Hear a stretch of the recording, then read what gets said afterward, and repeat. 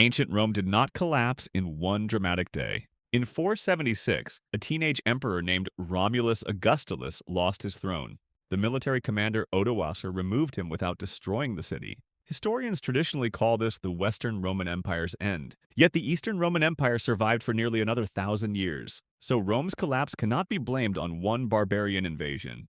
The Western Empire had been weakening for generations. Imagine a giant stone building developing one crack after another. Eventually, several pressures struck at the same time. Rome's greatest strength, its enormous size, became a serious weakness. The empire stretched from Britain to Egypt and Mesopotamia. Every distant frontier required forts, supplies, roads, and soldiers.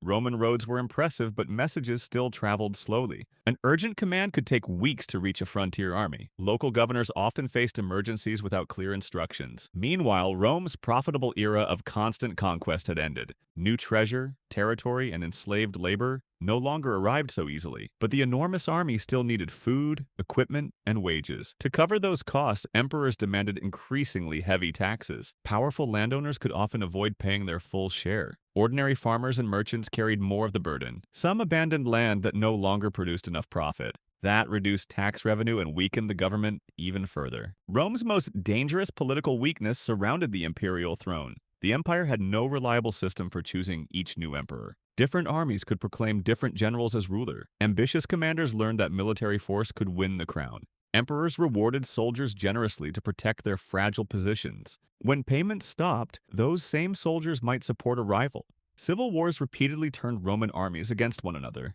Legions left vulnerable borders to fight for competing emperors. Rome's enemies naturally exploited the gaps they left behind. During the 3rd century crisis, more than 20 emperors claimed power. Many were assassinated, executed, or killed in battle. At times, the empire broke into several competing Roman states. Emperor Diocletian finally restored order through sweeping reforms. He created a system with 4 rulers called the Tetrarchy. Each ruler governed a smaller and more manageable region. The arrangement helped temporarily, but rivalry soon returned. Constantine reunited the empire after another series of civil wars. He established Constantinople as a powerful new imperial capital. The eastern provinces contained wealthy cities and valuable trade routes. The western provinces generally offered a smaller, more fragile tax base. Rome's military structure was also changing. The legendary citizen army had long become a professional fighting force. Recruiting enough Roman soldiers grew increasingly difficult and expensive. Emperors therefore recruited many warriors from beyond the frontiers. These recruits were not automatically enemies or traitors. Many foreign-born soldiers served Rome faithfully for their entire lives.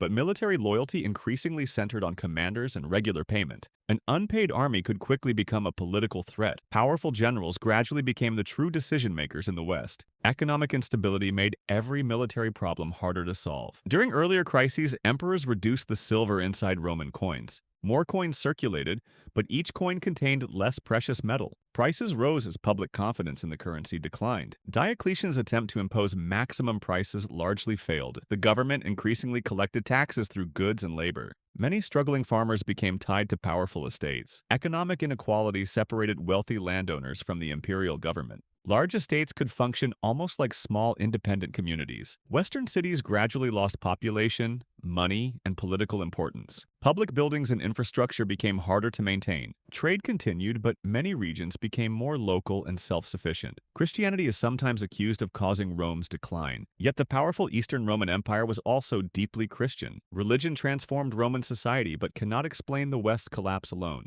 Repeated epidemics also killed workers, taxpayers, and potential soldiers. Disease weakened recovery without delivering one final knockout blow. Poor harvests placed additional pressure on vulnerable communities. Each new shock left the empire less prepared for the next. Then a major wave of migration reached Rome's northern borders. Rome had always traded, fought, and negotiated with neighboring peoples. It sometimes admitted entire communities and settled them inside the empire. During the 370s, the Huns advanced westward from Central Asia. Terrified Gothic refugees gathered beside the Roman-controlled Danube. Roman officials admitted them, then exploited and starved them. The desperate Goths rebelled against their Roman hosts. In 378, they confronted a Roman army near Adrianople. Emperor Valens was killed during the disastrous battle. Much of Rome's eastern field army was destroyed with him.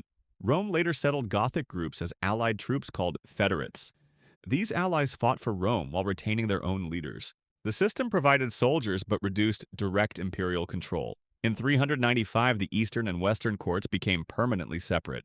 The West inherited longer frontiers and fewer financial resources. Western emperors eventually governed from the fortified city of Ravenna. Ravenna was defensible but isolated from much of the empire. Generals like Stilicho managed crises for increasingly powerless emperors. Political rivals had Stilicho arrested and executed in 408. Many of his abandoned soldiers then joined Rome's enemies. The Gothic leader Alaric marched toward the city of Rome. In 410, his forces entered and sacked the ancient capital. The sack did not immediately destroy the Western Empire. Rome remained inhabited and the imperial government continued elsewhere. But the event shattered Rome's image of eternal invincibility. Other migrating groups had crossed the frozen Rhine in 406. Among them, the Vandals eventually moved through Spain. In 429, they crossed the Mediterranean into North Africa. 10 years later, they captured the wealthy city of Carthage. Rome lost one of its richest sources of taxes and grain.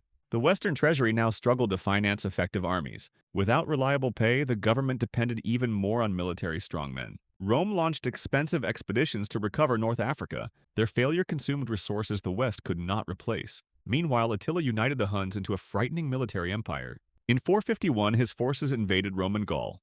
A Roman Gothic coalition checked his advance in a massive battle. Attila invaded Italy the following year, but eventually withdrew. After his death, the Hunnic Empire rapidly fractured. By then, however, the Western Empire could not recover its strength. In 455, Vandal forces sailed to Rome and sacked it again. Western emperors increasingly became puppets controlled by powerful generals. The kingmaker Ricimer installed and removed several emperors himself. Distant provinces gradually slipped beyond the government's effective control. Finally, Odoacer deposed Romulus Augustulus in 476. He sent the imperial regalia east, claiming one emperor was sufficient. The wealthier Eastern Empire survived behind armies, walls, and stronger revenues. Western kingdoms preserved Roman law, language, religion, and administration. Rome fell because many weakened systems failed together, not because of one cause. History is full of empires that believed they would last forever. None of them did. Subscribe for more fascinating history.